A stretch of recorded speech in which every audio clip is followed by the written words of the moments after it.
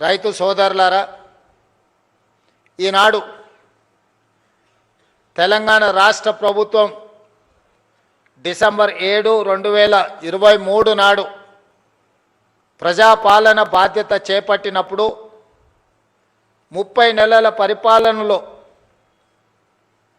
ఎదురవుతున్న సమస్యలు, వాటికి చూపిస్తున్న పరిష్కారాలు, ఈ 30 నెలల్లో రైతు సంక్షేమం కోసం రైతును తలెత్తుకొని ఆత్మగౌరవంతో బ్రతికే విధంగా వ్యవసాయం దండగ కాదు, వ్యవసాయం అంటే ఒక పండగలా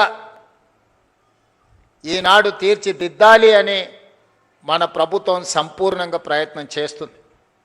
ఇవాళ కొన్ని అంశాలు వేదిక మీద ఉన్న మా ఆడపడుచులు, మా అక్కలు, మా చెల్లెండ్రు చాలామంది చదువుకున్న వాళ్ళు ఉన్నారు. మా యువమిత్రులు ఒకప్పుడు పంచగట్టుకొని వ్యవసాయం చేసే కాడి నుంచి పాయింట్ షర్ట్ వేసుకొని వ్యవసాయం దాటి ఈరోజు సూట్ వేసుకున్న సోదరులు కూడా వ్యవసాయ పనుల్లో నిమగ్నమవుతున్న సందర్భంలో కొన్ని అంశాలను మీ ముందు ప్రస్తావించాలని ఈరోజు నేను భావిస్తున్నా. మద్రాసు నుంచి ఆంధ్రప్రదేశ్ రాష్ట్రం విడిపోయినా ఆనాడు ప్రకాశం పంతులు, బెజవాడ గోపాల్ రెడ్డి ముఖ్యమంత్రులుగా, నిజాం సర్కారు నుంచి విముక్తి కలిగిన హైదరాబాద్ రాష్ట్రానికి మొదటి ముఖ్యమంత్రిగా పాలమూరు బిడ్డ బూరుగుల రామకృష్ణారావు గారి నుంచి మొదలు పెడితే ఉమ్మడి రాష్ట్రంలో నీలం సంజీవరెడ్డి కావచ్చు, చివరి ముఖ్యమంత్రి కిరణ్ కుమార్ రెడ్డి గారు కావచ్చు, 19 మంది ముఖ్యమంత్రులు 1947 నుంచి 2014 వరకు 6 దశాబ్దాలు పైగా పరిపాలన సాగించి మన రాష్ట్రం మీద, రాష్ట్రం విడిపోయినప్పుడు తెలంగాణ ప్రజలకు అప్పు ఇచ్చింది 69,000 కోట్ల రూపాయలు. దాదాపుగా 60 ఏళ్ళు 18-19 మంది ముఖ్యమంత్రులుగా బాధ్యతలు చేపట్టి తెలంగాణ రాష్ట్రం ఏర్పడే నాటికి మనకిచ్చిన అప్పు 69,000 కోట్ల రూపాయలు అక్షరాల. జూన్ 2, 2014 నాడు ప్రత్యేకంగా ఏర్పడిన తెలంగాణ రాష్ట్రం యొక్క అప్పు 69,000 కోట్ల రూపాయలు. జూన్ 2, 2014 నాడు కల్వకుంట్ల చంద్రశేఖరరావు గారు పెద్దలు తెలంగాణ రాష్ట్ర ముఖ్యమంత్రిగా బాధ్యతలు చేపట్టి డిసెంబర్ 7, 2023 నాడు ప్రజాపాలనలో ప్రభుత్వాన్ని ఏర్పాటు చేసిన తెలంగాణ రాష్ట్ర 2వ ముఖ్యమంత్రిగా నాకు బాధ్యత అప్పజెప్పినప్పుడు ఈ రాష్ట్రం యొక్క అప్పు 8,11,000 కోట్ల రూపాయల అప్పు. అక్షరాల 18 మంది ముఖ్యమంత్రులు దాదాపుగా 60 ఏళ్ళు 69,000 కోట్ల రూపాయల అప్పు చేస్తే కేవలం ఒకే ఒక్క కుటుంబం, కల్వకుంట్ల చంద్రశేఖరరావు గారి కుటుంబము 7 లక్షల కోట్ల పైగా అప్పు చేసి రాష్ట్ర విభజన జరిగినప్పుడు 16,000 కోట్ల రూపాయల మిగులు ధనిక రాష్ట్రంగా తెలంగాణ రాష్ట్రాన్ని శ్రీమతి సోనియా గాంధీ గారు, శ్రీ మన్మోహన్ సింగ్ గారు మనకు అప్పచెప్పితే అప్పుల ఊపిలో నిండా ముంచేసి మళ్ళీ లేవ్వడానికి కూడా అవకాశం లేకుండా మన మీద మన్ను గప్పి అప్పుల్లో నిండా ముంచి అప్పులు తప్పులు చేసి 8,11,000 కోట్ల రూపాయలతోని బాధ్యత అప్పచెప్పింది. ఎన్నికల సందర్భంగా 6 లక్షల కోట్ల రూపాయల అప్పు ఉందని మేమంటే కాంగ్రెస్ అబద్ధాలు చెప్తుంది, 4 లక్షల కోట్ల అప్పు కూడా లేదని బుకాయించే ప్రయత్నం చేశాడు. సరే, అరాకొరా ఏమైనా చంద్రశేఖరరావు గారు అప్పు చెప్తుండేమో అని బాధ్యత చేపట్టిన తర్వాత ఆర్థిక మంత్రిగా బాధ్యత తీసుకున్న బట్టి విక్రమార్క గారికి మొట్టమొదటి మంత్రివర్గ సమావేశంలో నేను ఒక మాట చెప్పిన మంత్రులందరి అనుమతితో, అసలు పూర్తిగా మన రాష్ట్రం ఎంత అప్పు ఉంది, ఏ విధమైన అప్పు ఉంది, ప్రభుత్వం ప్రత్యక్షంగా తెచ్చుకున్న అప్పేంది, వివిధ కార్పొరేషన్ల మీద తెచ్చుకున్న అప్పేంది, వివిధ శాఖల మీద తీసుకొచ్చిన అప్పేంది, ఎన్ని రకాల అప్పులు తెలంగాణ రాష్ట్ర ప్రభుత్వం మీద ఉన్నాయో లెక్కలు తీయండి. ఆర్థిక శాఖలో పనిచేస్తున్న అధికారులను పిలిచి కూర్చోబెట్టండి. ఒక శ్వేత పత్రాన్ని శాసనసభలో ప్రవేశపెట్టి తెలంగాణ ప్రజలకు పూర్తి వివరాలు అందిద్దామని మేము ప్రయత్నం చేసినాం. ఇక తవ్వుతున్న కొద్దీ గుట్టల కొద్దీ అప్పులు బయటపడ్డాయి. అప్పులే కాదు, అందిన కాడికల్లా చేబదులు తీసుకొచ్చి 7 తారీఖు నాడు నేను బాధ్యత తీసుకొని ఆఫీస్కి వచ్చి చీఫ్ సెక్రటరీ గారిని పిలిచి ఈ నెల మీ జీతం వచ్చిందా అని అడిగిన. మా జీతం ఎక్కడిది సార్, నెల చివరికి కానీ వచ్చే పరిస్థితి లేదు, అది కూడా ఇన్స్టాల్మెంట్లలో ఇస్తున్నారు సార్. వెనకటికి ఎప్పుడో మేము టీవో ఫ్రిడ్జో కొనుక్కునేది ఇన్స్టాల్మెంట్లలో, ఇప్పుడు మా ప్రభుత్వ ఉద్యోగులకు 7 లక్షల మందికి మాకు ఇన్స్టాల్మెంట్లలో జీతాలు ఇస్తున్నారని చెప్పిండు. అదేందా ధనిక రాష్ట్రం, ప్రభుత్వ ఉద్యోగులకు కూడా జీత భత్యాలు ఇవ్వలేని పరిస్థితి అంటే ఇది ఇయ్యాలిగా సార్, ఆయళ్ళ నుంచి గిట్లనే ఉంది.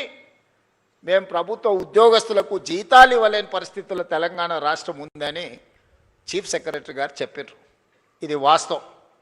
అందుకే ఆ రోజు స్పష్టంగా చీఫ్ సెక్రటరీ గారికి చెప్పిన, ప్రభుత్వం అంటే యజమాని, యజమాని తన దగ్గర పనిచేసే వాడికి మొదటి తారీఖు నాడు జీతం ఇవ్వకపోతే ఆ యజమాని మీద పనివాడికి అసలు భరోసానే ఉండదు. భరోసా ఉండడమే లేకపోవడమే కాకుండా పని చెప్పాలంటే కూడా యజమానికి ధైర్యం ఉండదు. సమయానికి రమ్మని అడగాలంటే, లేకపోతే ఆఖరి వరకు ఉండాలంటే ఆయిగా నువ్వు లెస్స జీతం ఇచ్చినవు తీయవా, ఇక పొద్దునే రమ్మని అంటున్నావు. నేనేనో అప్పు చేసుకోవాలి, పాల బిల్లు కట్టాలి, పిల్లల బడి ఫీజులు కట్టాలి, ఇట్లా బియ్యం కొనుక్కోవాలి, ఇక నువ్వు ఎప్పుడో ఒకసారి ఇచ్చే జీతానికి ఇంకా పొద్దున్నే రమ్మనేది మళ్ళీ ఇదో పెద్ద పంచాయతీ అనేది అనే పరిస్థితి ఉంటుంది. అట్లా కుదరదు, అట్లా కుదరదు. కష్టమైన జీతాలు ఇవ్వాల్సిందే, రిజర్వ్ బ్యాంకుతో మాట్లాడాలని మొదటి ఆదేశం ఇచ్చిన. ఇది బోను, మరి ఇంకేంది పరిస్థితి అన్న? పండ్లు, పాలు, కూరగాయలు, బడి పిల్లలకు కొనుక్కున్న కూరగాయలకు కూడా, బడి పిల్లలకు కొన్న బట్టలకు కూడా పైసలు కట్టలే. అరే అమ్మ, గీ పిల్లలకు కట్టలేదని చూస్తే ఇదే కాదు, ఎక్కడ చూసినా పనులు చేసిన వాళ్ళకి పైసలు ఇవ్వలే, సర్పంచులకు బకాయి పెట్టి. చాలామంది పాత సర్పంచులు ఉండొచ్చు, ఈడ ఉన్నారా? మీ మీ మీ టర్మ్ అయిపోయినా కూడా మీ అప్పులు 100 కోట్లు 1000 కోట్ల రూపాయలు అప్పుండేనా? సర్పంచులు ఆత్మహత్యలు చేసుకోలే? నేను వచ్చినాక మొన్ననే కదా సర్పంచులు అయింది.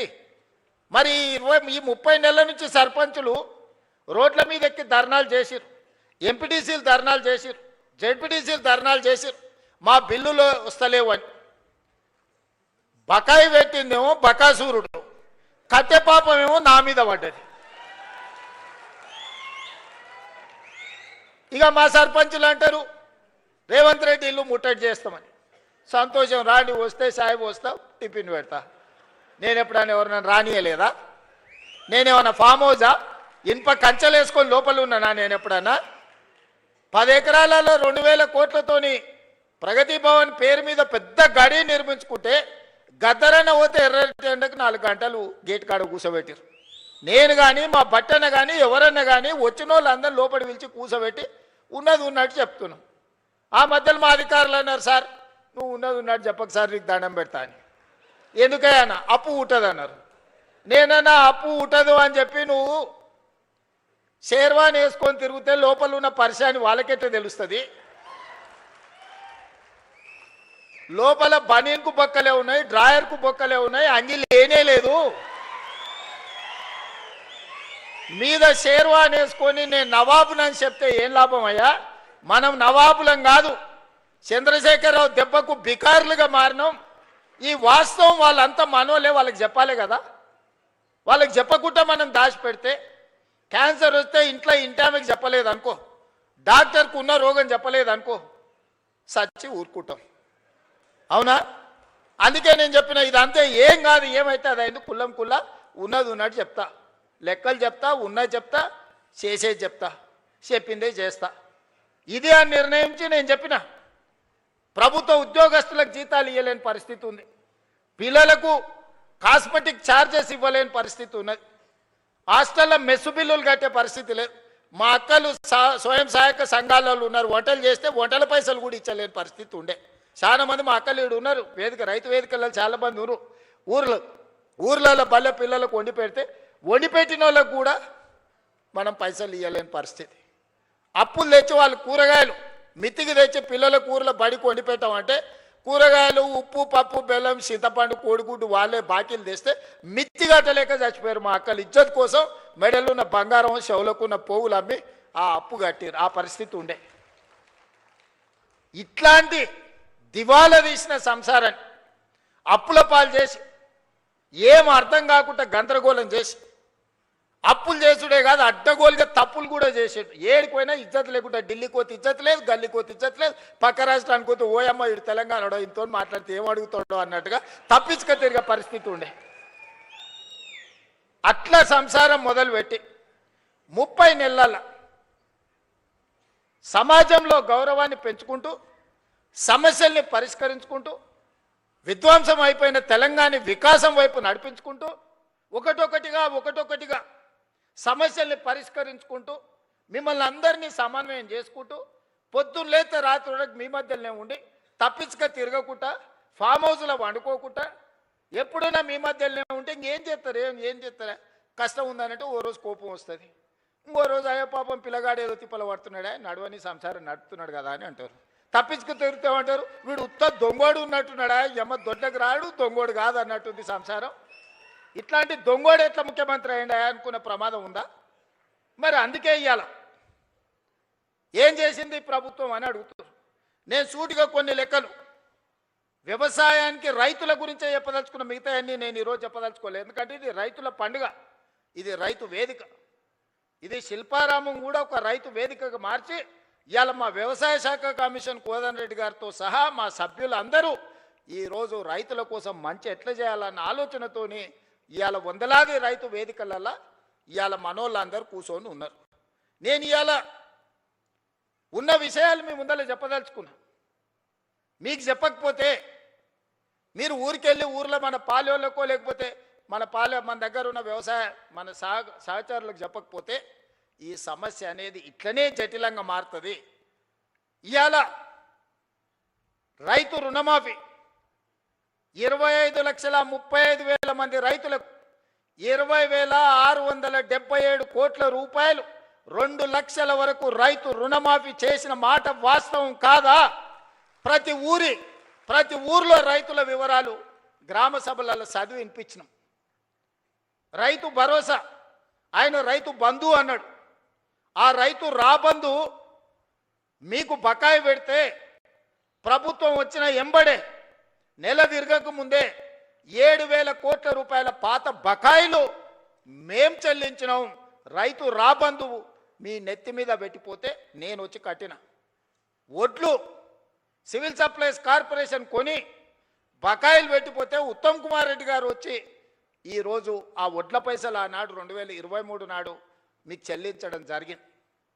ఇవాళ రైతు భరోసా 10,000 సంవత్సరానికి వాళ్ళు ఇస్తే 12,000కు పెంచి ఇప్పటి వరకు 27,000 పైచిలుకు కోట్ల రూపాయలు మీ ఖాతాలేసి ఇవాళ మరో 9,000 కోట్ల రూపాయలు వేయడానికి మొదటి విడత 9 రోజుల్లో మీ ఖాతాలో 9,000 కోట్లు వేయడానికి దాదాపుగా రైతు భరోసా మీద ఈ విడతతో కలిపితే 36,000 కోట్ల రూపాయలు ఈరోజు రైతులకు అందించిన చరిత్ర ఈరోజు ఈ ప్రభుత్వానిది. అదేవిధంగా కాంగ్రెస్ వస్తే కరెంటు ఉండదు, కాంగ్రెస్ వస్తే రైతులకి కరెంటు కష్టాలన్నారు. ఉచిత కరెంట్ ఎవరే కనిపెట్టింది? ఈ దేశంలో ఎవరికన్నా రైతులకు ఉచిత కరెంట్ ఇవ్వాలన్న ఆలోచన వచ్చిందా? ఆనాడు డాక్టర్ వైఎస్ రాజశేఖర రెడ్డి చేవెళ్ళ నుంచి ఇచ్చాపురం వరకు పాదయాత్ర చేసినప్పుడు తెలంగాణ రైతాంగం అందరూ కాలిపోతున్న మోటార్లు, పేలిపోతున్న ట్రాన్స్ఫార్మర్లు చూపించి మా రైతుల కన్నీళ్లు తీరవాలే, తెలంగాణ వ్యవసాయం మొత్తం కరెంటు మోటార్ల మీద ఆధారపడ్డ వ్యవసాయం అంటే కాంగ్రెస్ పార్టీ ఎన్నికల మేనిఫెస్టోలో పెట్టి ఉచిత కరెంటుని దేశంలో కనిపెట్టిందే కాంగ్రెస్ పార్టీ. ఉచిత కరెంటు కాంగ్రెస్ పార్టీ పేటెంట్. ఏ సన్నాసన్న ఉచిత కరెంటు మాది అన్నాడంటే మా అక్కలు చీపురు కట్ట మలిపి కొడతారు. ఆ ఎల్ల చాలామంది అన్నారు ఉచిత కరెంట్ అంటే బట్టలు ఆరేసుకోవాల్సి వస్తుందని.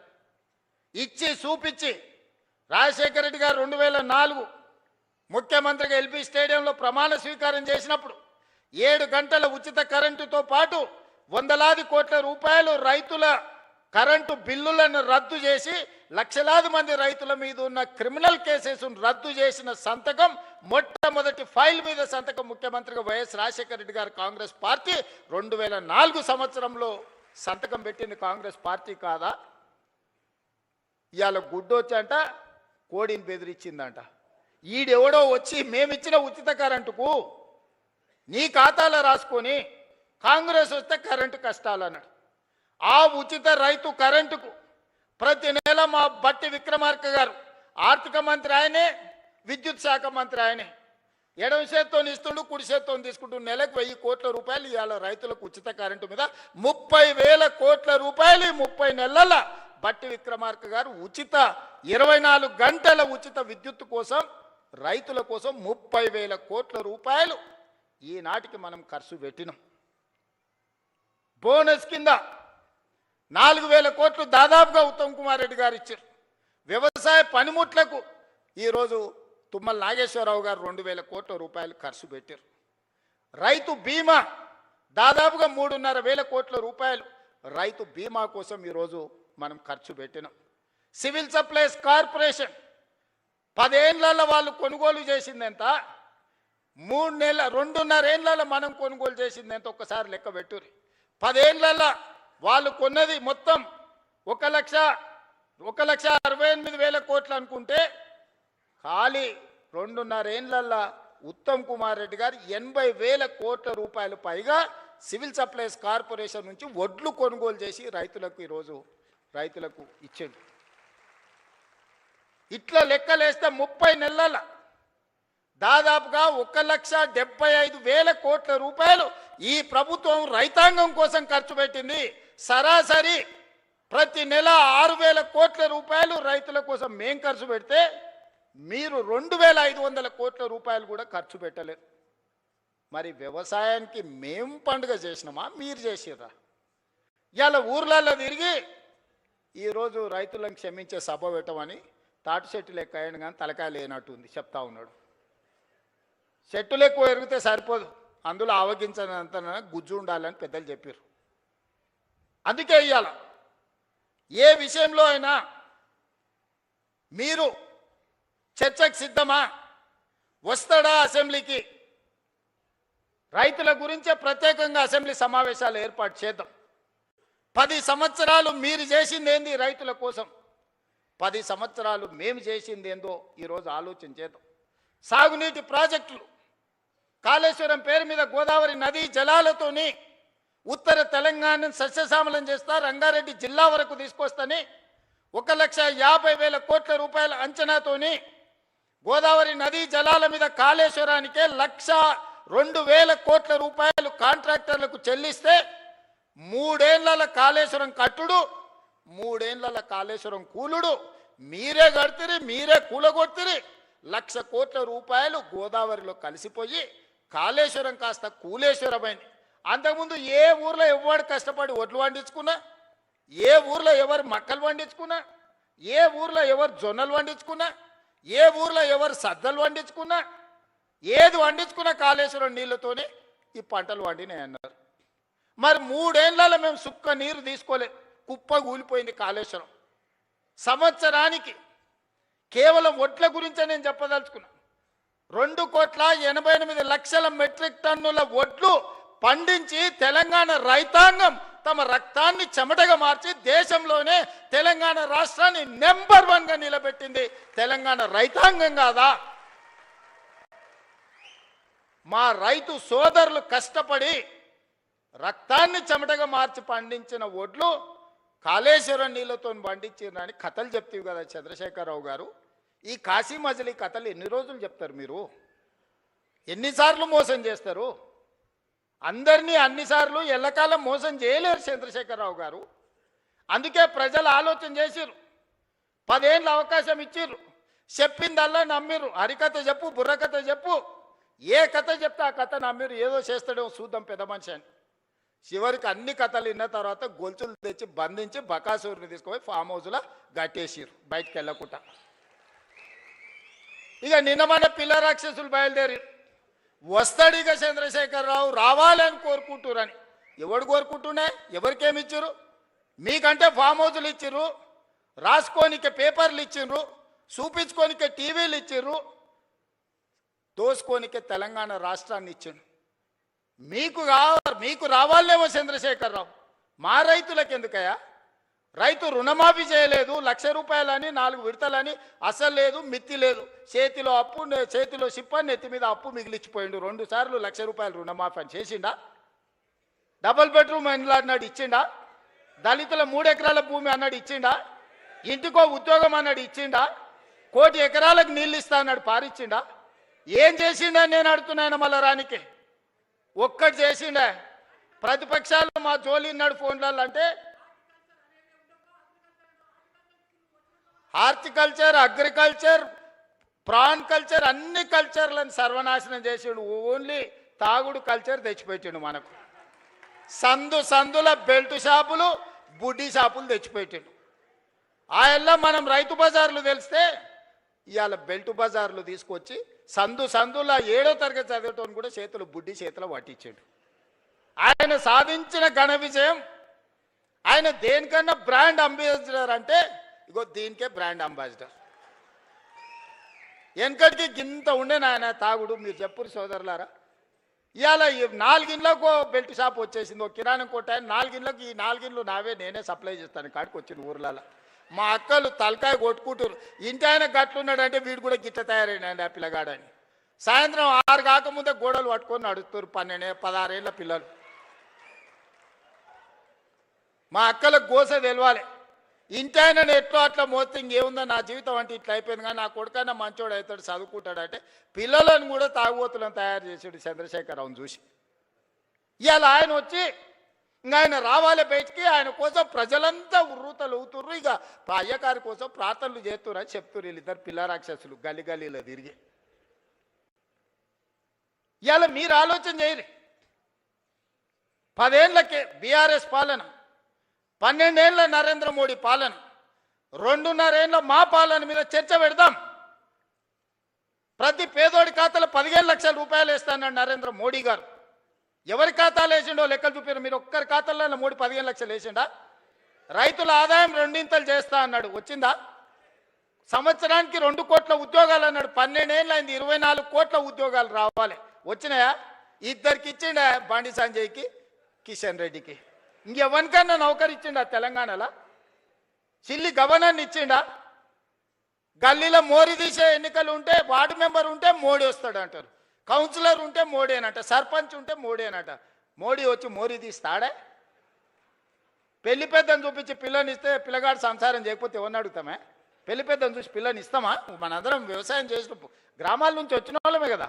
పిల్లగాడు దుక్కి దుంతాడా, లేదా వ్యవసాయం చేస్తాడా, లేకపోతే నౌకరు చేస్తాడా, వీడు ఎంత సమర్థుడు అని పిల్లని ఇస్తాం. కానీ పెళ్లి పెద్ద గట్టోడు పెళ్లి పెద్దను చూసి పిల్లని ఏమంటే చెప్పు తీసుకొని కొడతారు వాడు రేపు సంసారం చేయకపోతే. బీజేపీల గతి గట్లుంది. నిన్నమని ఒక ఆయన వచ్చిండు, నవీనో నమోనో, ఆయన పేరు ఏందో నాకైతే మొత్తం తెలియదు. కానీ ఇంకా ఆయన వచ్చి చెప్తుండు వచ్చేది మాదే అని. ఏంది వచ్చేది మీది? పన్లీగులో పట్టించాలి. వెస్ట్ బెంగాల్ వచ్చింది వస్తాను. వెస్ట్ బెంగాల్ 15 ఏళ్ళు పట్టింది. తెలంగాణలో కూడా గదే గతి అవుతుంది మీకు. ఆడేనో మమతా బెనర్జీ గారు కాబట్టి మీ పప్పులు ఉడికినాయి. ఈడ మా వాళ్ళు అందరు ఉన్నారు, ఈయనే ఉన్నారు, దంచుతారు. అందుకే మిత్రులారా, ఇవాళ రైతులను ఆలోచన చేయమంటున్నారు. 8,11,000 కోట్ల రూపాయల అప్పు నుంచి, నెల జీతాలు ఇవ్వలేని పరిస్థితి నుంచి ఒకటొకటిగా 8,000 కోట్ల రూపాయలు రిటైర్మెంట్ బెనిఫిట్స్ ప్రభుత్వ ఉద్యోగస్తులకు బకాయిలు పెట్టి 58 ఏళ్ల రిటైర్మెంట్ వయస్సును వాళ్లకు బెనిఫిట్స్ ఇవ్వాల్సి వస్తుందని 61 ఏళ్లకు పెంచితే 2024 నుంచి ప్రతి నెల 1000 మంది రిటైర్ అయ్యి 1000 కోట్లు నాకు అదనంగా రిటైర్మెంట్ బెనిఫిట్స్ ఇవ్వాల్సి వచ్చింది. ఆర్టీసీలో బంద్ పెట్టి వందలాది మంది కార్మికులు చచ్చిపోయి 100 రోజుల పైగా దీక్ష చేసి 100 మంది చచ్చిపోతే ఆర్టీసీ లాస్లో మునిగి నడవలేని పరిస్థితి, టైర్లకు ట్యూబ్లకు పంచర్లు వేసుకునే పరిస్థితి లేకుండా ఆర్టీసీ. ఇవాళ ఆర్టీసీ 1000 కోట్ల రూపాయల లాభంతో నడుస్తుంది. ఇవాళ సింగరేణి కష్టపెట్టి నిలబెట్టినాం, విద్యుత్ శాఖను ప్రక్షాళన చేసినాం, ఆర్థిక శాఖ ఈరోజు కష్టపడి నిలదొక్కుంటుంది. వ్యవసాయ శాఖ గురించి నాకంటే మీకెక్కువ తెలుసు. రెవెన్యూ శాఖ ధరణి పేరు మీద ఘడీల కోసం గులాంగిరి చేసే వ్యవస్థను తీసుకొస్తే ధరణిని బంగాళాఖాతంలో వేసి భూభారతి తీసుకొచ్చి ఈరోజు మీ సమస్యల్ని ఈ ప్రభుత్వం పరిష్కరిస్తలేదా? మా అక్కలు ఈయనే ఉన్నారు.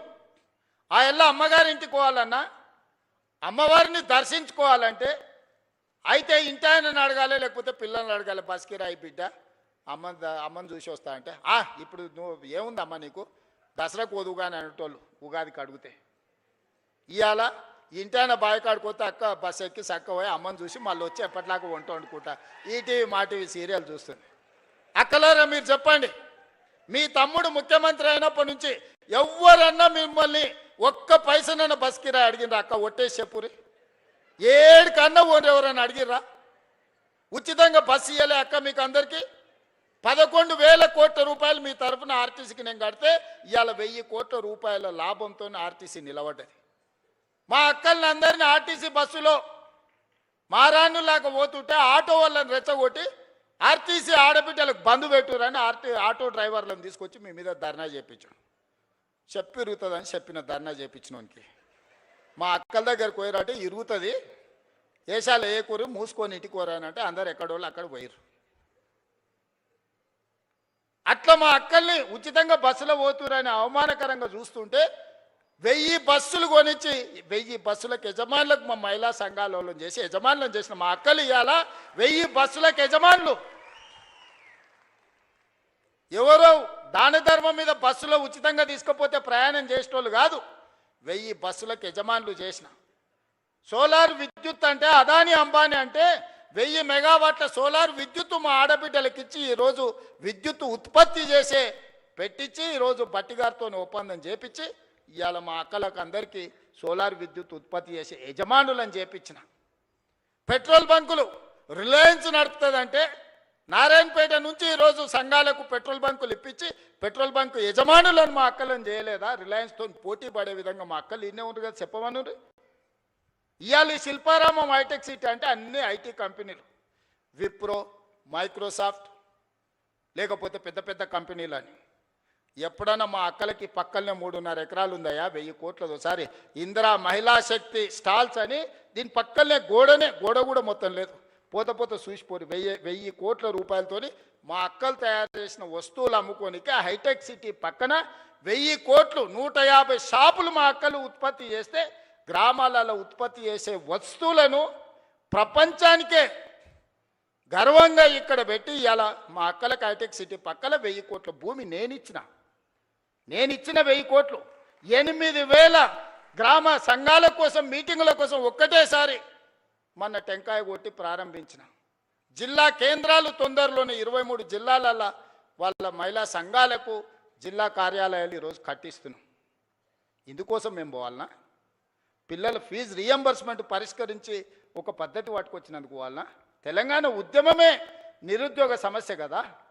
ఓ శ్రీకాంతాచారి, ఓ కానిస్టేబుల్ కిష్టయ్య, ఓ ఈశాన్ రెడ్డి, ఓ వేణుగోపాల్ రెడ్డి, ఓ సురేష్ నాయక్, ఓ కవితా నాయక్, ఈ పిల్లలందరూ దేనికోసం చచ్చిపోయినరు?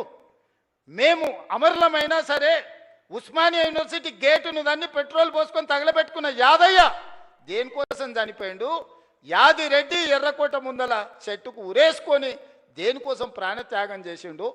శాశ్వతంగా ఈ తెలంగాణను పట్టి పీడిస్తున్న ఉద్యోగ సమస్య, నిరుద్యోగ సమస్యను పరిష్కరించడానికి 100లాది మంది ఆత్మ బలిదానాలు చేసుకుంటే దుర్మార్గుడా నువ్వు ముఖ్యమంత్రి అయి నువ్వు, నీ కొడుకు, నీ అల్లుడు, నీ బిడ్డ, నీ సడ్డకుని కొడుకుకు ఉద్యోగాలు ఇచ్చుకున్నావు. కానీ మా నిరుద్యోగ యువకులకు పరీక్షలు పెడితే పేపర్లు పల్లి బఠానీలాగా జిరాక్స్ సెంటర్లలో అమ్ముకున్న దుర్మార్గుడా, నీ ప్రక్షాళన చేసి 70,000 ఉద్యోగాలు 30 నెలలు ఇచ్చింది నేను కాదా?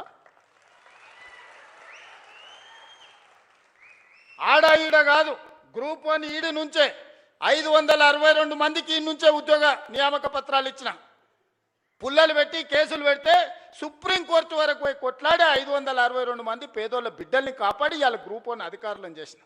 గ్రూప్ 2లో 1100 మందిని చేసిన, గ్రూప్ 3, గ్రూప్ 4 టీచర్స్, డాక్టర్స్, అన్ని డిపార్ట్మెంట్లలో ఆర్ఎండ్బి, యుఎన్సి, ప్రతి డిపార్ట్మెంట్లో అగ్రికల్చర్ నుంచి ఇరిగేషన్ వరకు, ఎడ్యుకేషన్ నుంచి ప్రతి డిపార్ట్మెంట్లో 70,000 ఉద్యోగ ఖాళీలను భర్తీ చేసి వాళ్ళందరూ కూడా మొదటి తారీఖు నాడే జీతాలు ఇస్తున్నాం కదా.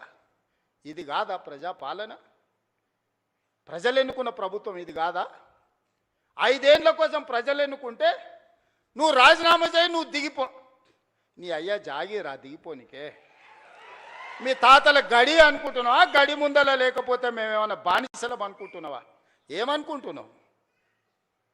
బిడ్డ, దుక్కి దున్నే చేతులు ఇవన్నీ ఉన్నాయి. నువ్వు అనుకుంటున్నావేమో మళ్ళా రావాలే, వస్తాడు, తిరుగుతాడు అని. వస్తే ఏమిస్తాడు? ఏమి చేయడు? మీరు ఆలోచన చేయండి సోదరులారా.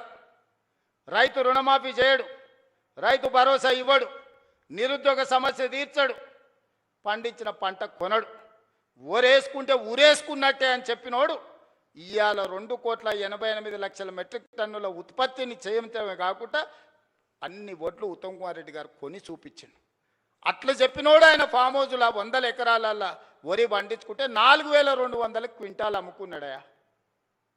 మనకు 2,000 దిక్కు లేదు, ఆయనకు 4,200 ఏం వడ్ల బదులు బంగారం పండిస్తున్నాడే ఫామ్ హౌస్లో.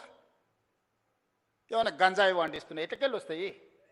అంటే అధికారం ఉంది కదా అని నీ భూమిలో పండించిన పంటకు 4,200 కంపెనీలను వంగబెట్టి గుంజుకొని నువ్వా?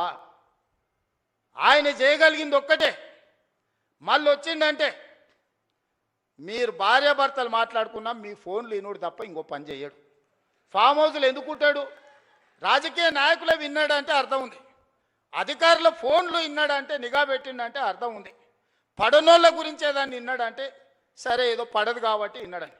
అరే పిల్ల మొగులు మాట్లాడుకునేది వినే సిగ్గులేనోడు ఎవడని ఉంటాడా? ఏం బతికే అది? బతక అది కూడా బతికేనా? ఆఖరికి కన్న బిడ్డ కూడా చెప్పాను, నేను నా మొగుడు మాట్లాడుకున్నది కూడా ఈ దుర్మార్గులు విన్నారు అని చెప్పిందా లేదా? నేను కదా ఆయన సొదబిడ్డనే చెప్పిందా? ఇంకెందుకే సిగ్గులేని బతుకు బాయిల దుంకి సావక? ఇంతకంటే సిగ్గులేని బతికేదాన్ని ఉంటుందా? ప్రతిపక్షాల వింటివి, అధికారుల ఫోన్లు వింటివి, పడనోళ్ళ వింటివి, పక్క రాష్ట్రాల్లో వింటివి, ఆఖరికి ఆలుమొగలు మాట్లాడుకుంటూ కూడా వాళ్ళ ఫోన్లు విని నీ పైశాచిక ఆనందం ఏందని నేను అడుగుతున్నా. అందుకోసం ఆయన మళ్ళా రావాలనా? పాపాల భైరవుడు అంట ఫామ్ హౌస్లు ఉన్నాడంట, మళ్ళీ రావాలనంట. ఆయన కోసం అంట మన అందరం ఎదురు చూస్తున్నామంట. ఇది వీళ్ళ జాతి, వీళ్ళ నీతి. అందుకే మిత్రులారా, ఏది ఉన్నా ఉన్నది ఉన్నట్టు చెప్తా, చెప్పిందే చేస్తా, చేసిందే చెప్తా, కాకపోతే కాదని చెప్తా. ఓ పూట మీకు నచ్చకపోయినా ఉన్నది ఉన్నట్టు చెప్పిండు ఆ పిల్లగాడని అంటారు. నాకేం గొప్ప కిరీటాలు పెట్టుకోవాలని లేదు, వజ్ర వైదూర్యాలు సంపాదించుకోవాలని ఆలోచన లేదు. ఈ పిల్లగాడు ఏదన్నా ఉంటే ఉన్నది ఉన్నట్టు కుండ బలగొట్టినట్టు చెప్తాడా అని మీరు అనుకుంటే చాలే. పదవి ఎంతకాలం ఉంటే ఉంటుంది, పోతే పోతుంది. పదవి ఎవరికి శాశ్వతం? ఇందిరమ్మకే శాశ్వతం కాలే, ఇందిరమ్మకే పదవి శాశ్వతం కాలే, ఎన్టీఆర్కు పదవి శాశ్వతం కాలే, రాజశేఖర రెడ్డికి పదవి శాశ్వతం కాలే. నాకు కూడా పదవి శాశ్వతం కాదు, మాటనే శాశ్వతం. మాట మాట్లాడితే నిలబడతాడు, మాట కోసం ఎంతకైనా నిలబడతాడు అనే పేరు కోసమే ఈ ప్రయత్నం అంతా. అబద్ధాల పునాదుల మీద ఈ ప్రభుత్వాన్ని నడపను. మీకు అబద్ధాలు చెప్పి మిమ్మల్ని నమ్మించే ప్రయత్నం చేయను. ఏమున్నదో అదే చెప్తా, ఏం చెప్పినో అదే చేస్తా. సోదరులారా, తెలంగాణ రైతాంగానికి నా విజ్ఞప్తి ఒక్కటే, వ్యవసాయాన్ని ఈరోజు కాలం మారింది, కాలానికి తగ్గట్టుగా మన నైపుణ్యం పెంచుకోవాలి. ఈసారి వర్షాలు పడవు, శాస్త్రవేత్తలు చెప్తారు. ఎలీనో వచ్చింది, నీళ్లు తక్కువ ఉంటాయి, వర్షాభావం పరిస్థితి ఉంటుంది, వర్షాల మీద నీళ్ళ మీద ఆధారపడ్డ పంటలు వేయకండి అని శాస్త్రవేత్తలు చెప్పారు. నేను గదే చెప్పిన. ఇక చూసినావా రేవంత్ రెడ్డి రైతులకు పంగనామం పెడుతున్నాను. అరే పంకమాలనోడా, వాన పడదురా అని నేను చెప్తున్నా. వాన పడకపోతే నీళ్లు రాకపోతే, కాలువలు వారకపోతే వరి ఎట్లా వండుతుంది? కొంత తక్కువ చేయండి, తక్కువ నీళ్లతో వండే పంటలు వండించురు అని చెప్పిన. ఇది తప్ప? బజార్లో విలువ కలిగిన పంట సన్న ఓట్లు వేస్తున్నారు. కొన్నిసార్లు మనకు తెలియదు, మనకి ఎవడు ఏజెంట్ వచ్చి అమ్మితే గవ్వే తీసుకుంటాం. 7 రకాలకు మార్కెట్లో మంచి డిమాండ్ ఉంది, 7 రకాలు వేస్తే కొనుగోలుతో పాటు బోనస్ కూడా ఇస్తానని మా ఉత్తమన్న చెప్పిండు. ఒక మంచి మాట రైతులతో రైతు వేదికలలో ఆ ఇత్తనాలు పెట్టి రైతులకు అందుబాటులో తెచ్చి మళ్ళీ ఏ ఓటి నకిలివి లేకపోతే అవోటి ఇవోటి మీకు మీ తలకు దాల్గిచ్చారు కదా అని ఇవాళ రైతు వేదికలలో విత్తనాలు తీసుకొచ్చి మీ అందరికీ అందుబాటులోకి తీసుకొచ్చినాం. పంట మార్పిడి చేయండి అన్నాం. అవసరమైన విత్తనాలు మీ దగ్గరికి తీసుకొచ్చి రైతులకు కష్ట సుఖాలు మేము చెప్తుంటే తప్పుడు ప్రచారం నోరు తెరిస్తే అబద్ధం. దేవుడు ఆ కుటుంబాన్ని మొత్తానికి శాపం పెట్టినట్టు బిడ్డ ఒక్క నిజం చెప్పినా తలకాయ 1000 ముక్కలేసి వస్తారు. మీరు మీ జీవితాంతం అబద్ధాలే చెప్పుకుంటా బతుకుర్రని ఆ శాపం ఉన్నట్టుందా? అసలు చూడు ఒకని మించినోడు ఒకడా అని అమ్మ ఒకనికి 100 అయితే వానికి 110 మార్కులు వేయాల్సి వస్తుంది అబద్ధాలకు. అతనికంటే గనుడు ఆచంట మళ్ళా అన్నాడు అమ్మ ఆయనే అట్లా అనుకుంటే అంతకంటే రాటిదేలిర్రా ఈ అమ్మాయి పిల్ల కుర్రనాయాలు ఇద్దరు నోరు తెరితే అబద్ధాలు బామాడుతులు అసలు ఇక పోటీ పడే అబద్ధాలు చెప్పుకుంటూ తిరుగుతారు. ఇది పరిస్థితి. అందుకే ఇవాళ వాళ్ళు ఊరూరు తిరగని గల్లి తిరగని వాళ్ళు బుద్ధి మారినంత వరకు దేవుడు వాళ్ళని క్షమించడు. బుద్ధి చక్కగా ఉంటే అన్నీ చక్కగా ఉంటాయి. నోరు మంచిదైతే ఊరు మంచిది అన్నారు, అవునా? ఏమక్క? నోరు మంచిదైతే ఊరు మంచిది అన్నారు, అవునా? అత్త కోపానికి వచ్చిన కోడలు జర మెత్తగా ఉంటే ఇల్లు చక్కగా నడుస్తుంది, అవునా? మీరు అందరు ఏదైనా కోప్పడ్డా నేనేమంటానే మా వాళ్ళే కదనే, మరి బాధ్యత ఇచ్చినప్పుడు ఓసారి కోపం అవుతుంది. ఇంటి పెద్ద మనిషి దసరా పండుగకు అందరికి బట్టలు తెచ్చినా ఈ కలర్ నాకు నచ్చలేదు అంటారు కోడలు అత్త తెస్తే, అవునా? ఉంటాయి ఇవన్నీ సమస్యలు. గంతెందుకే మా అక్కల్ని అడగదలుచుకున్నా, బతుకమ్మ సీరియల్ యాడ్ ఉండే అక్క వాళ్ళు ఇచ్చినాడు బతుకమ్మ సీరియల్ అయితే జొన్నసేన కాడ పిట్టలకు భయపడనికే కట్టేది. ఇవాళ మనం ఇచ్చిన ఇందిరమ్మ సీరియల్కో మా అక్క మా పెద్దమ్మ మంచిగా కట్టుకొని వచ్చింది. పండుగ నాడు మా తమ్ముడు ఉన్నట్టున్నాడు అని చెప్పి మా తమ్ముని కలుగుతా అని పండుగ పూట చీర పెడితే సారే అనుకుంటుంది పుట్టింటోళ్ళు పెడితే.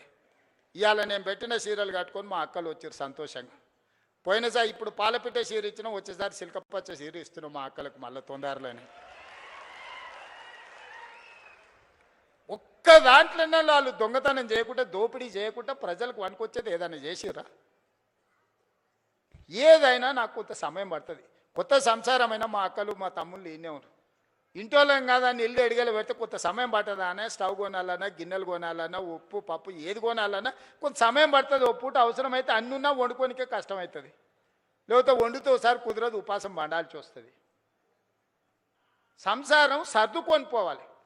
సంసారాన్ని బజార్లో పెట్టుకుంటే మన గౌరవమే తగ్గుద్ది. అందుకే ఇవాళ అన్ని రకాలుగా ఈ 30 నెలలు కష్టపడి కొలిక్కి తెచ్చినాం. నగదు జమ కాగానే ఎంబడే మీరు అడగకుంటేనే ఈసారి రైతు భరోసా. పోయినసారి కూడా జూన్లో 9 రోజులలో 9,000 కోట్ల రూపాయలు టక్క మీ ఖాతాలు వేసినా లేదా? ఈసారి కూడా అట్లనే వేస్తాను నేను. నగదు జమ చేసినా మీకోసం అన్ని జమ చేసి పెట్టినా. ఖమ్మంలో మదిరలో పెద్ద మీటింగ్ 1,00,000 మంది రైతులతో చేద్దామని అన్ని ఏర్పాట్లు చేసుకుంటే వానవాడి మొత్తం వేసిందంతా పోయింది. మా బట్టాన ఫోన్ చేసిండు, మొత్తం ఇట్లా అయింది కదా మళ్ళీ వారం వాయిదా పెట్టేద్దామని. మీటింగ్ వారం వాయిదా పెడతాం కానీ నగదేసేది మాత్రం వాయిదా పెట్టేది లేదు. ఎంబడే శిల్పారామంలో పెట్టురని నిన్న సాయంత్రం చెప్పినా ఇవాళ పొద్దున్నే పెట్టారు. మీకు కూడా పొద్దున్నే చెప్పుంటారు, అవునా? అంతేకాదు సాయంత్రం శిల్పారామం పోవాలని ఎప్పుడు చెప్పారు మా ఈర్లపల్లి శంకర్ వీళ్ళందరూ మీకు అందరికీ. ఇవాళ చెప్పిందే కదా, 3 రోజుల ముందు అయితే మీకు తెలియదు కదా వీడు ఉందని. మరి ఏం జనార్దన్ అన్న 3 రోజుల ముందు అయితే తెలియదు కదా. మరి ఇవాళ పొద్దుగాలు చెప్తే సాయంత్రానికి అంతా ఏర్పాటు చేసుకున్నాం. ఎందుకంటే మన ఇల్లు చక్కబెట్టుకునే బాధ్యత మనకు ఉండాలి. మా మద్దూరు నుంచి మా కృష్ణన్న కూడా వచ్చిండు. మద్దూరు నుంచి ఇక్కడికి రావాలంటే ఇవాళ తెలిసిందే కదా. కాబట్టి అందుకే ఇవాళ ఏది కూడా ఈ ప్రభుత్వం మీది, ఈ ప్రభుత్వం మనది, ఈ ప్రభుత్వం ప్రజలది, ఈ ప్రభుత్వం మా ఆడబిడ్డలది, ఈ ప్రభుత్వం మా రైతులది, ఈ ప్రభుత్వం మా నిరుద్యోగ యువకులది. ఇది మన ప్రభుత్వం. మంచిగా చేసుకుందాం. పోలీసు నియామకాలు 5,000 పరీక్షలకు నేను ఇవాళ 5,000 ఖాళీలకు నేను నోటిఫికేషన్ ఇస్తే ఈరోజు గతంలో ఇవ్వకపోతే ధర్నాలు ఉండేటివి, ఇప్పుడు ఇస్తే ధర్నాలు చేస్తున్నారు. ఇది ఎక్కడదో. గతంలో మెట్రో కట్టమని మనం అనేది, ఇప్పుడు మెట్రో కట్టొద్దని వాళ్ళు అంటారు. గతంలో మూసీని ప్రక్షాళన చేయమని మనం అనేది, ఇప్పుడు మూసీ చేయడానికే వీల్లేదంటారు. గతంలో రీజనల్ రింగ్ రోడ్ కట్టండి అని వేయండి అని మనం అనేది, ఇప్పుడు వద్దంటారు. ఏది చూసినా వద్దో అని ఒర్లువోతుల్లాగా తయారైంది. మీరు ఒర్లినా పొర్లుడు దండాలు పెట్టినా, మీరు ఎండ్రిని దాగి బాయిలో దుంకినా ఇవన్నీ పనులు చేస్తా. మీరందరూ నిండు మనసుతో ఆశీర్వదించండి. ఈ ప్రభుత్వం మీది, ఈ ప్రభుత్వాన్ని కంచేసి కాపాడుకున్న బాధ్యత మా రైతాంగ సోదరులదే.